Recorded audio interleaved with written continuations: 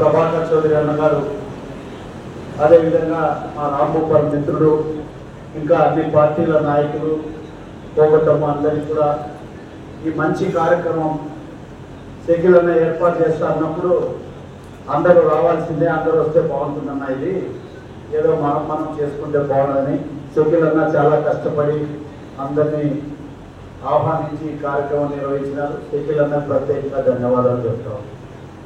ఒక జర్నలిస్ట్గా, ఒక క్రికెట్ క్రీడాకారునిగా ఈ జిల్లా మీద ఉన్నటువంటి అనుబంధంతో నాకు ఈ ఆర్టీటీ ఫ్యామిలీతో దాదాపుగా 40 సంవత్సరాలు బంధం.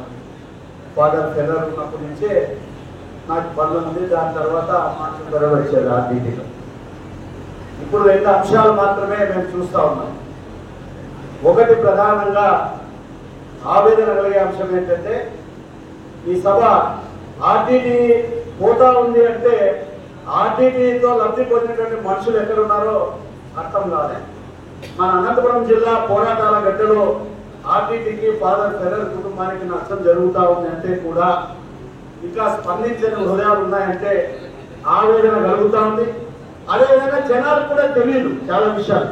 2 విషయాలు నేను చాలా మందితో మాట్లాడినప్పుడు చాలా మందికి ఫోన్లు చేశాం.